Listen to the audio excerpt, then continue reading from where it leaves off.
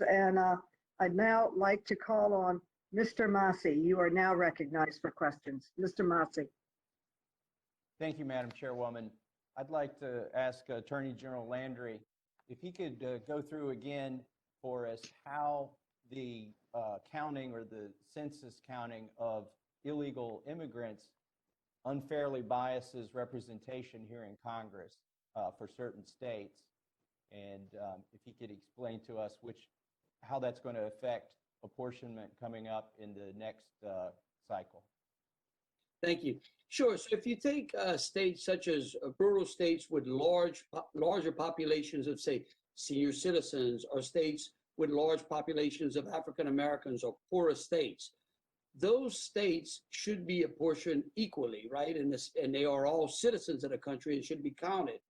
Those states such as California that embraces sanctuary city policies and basically attracts illegal immigrants to those cities are then unevenly weighted.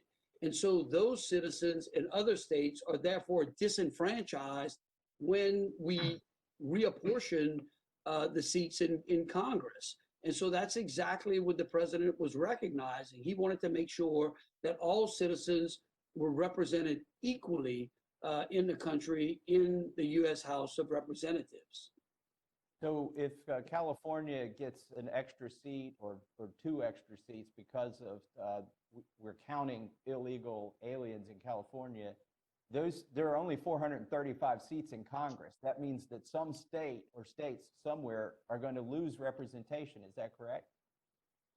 That's correct. So right now, based upon what we're seeing, you would think that what we're seeing is that Minnesota, Ohio, and Alabama may be losing a congressional seat.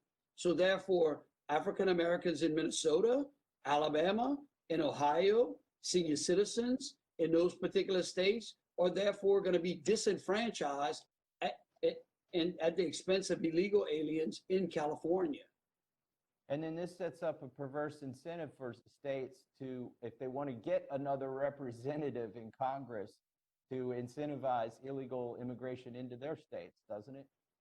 That's correct. It's gonna create basically a competition between states to try to attract illegal immigrants in their states, rather than the way that Ronald Reagan always said, that people can vote with their feet by basically going into states and citizens moving from one state to another based upon, say, economic means or opportunities.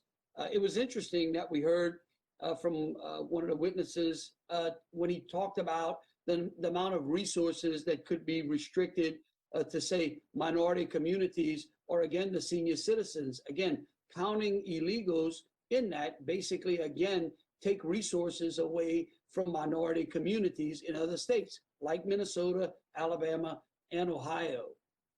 Thank you, Attorney General.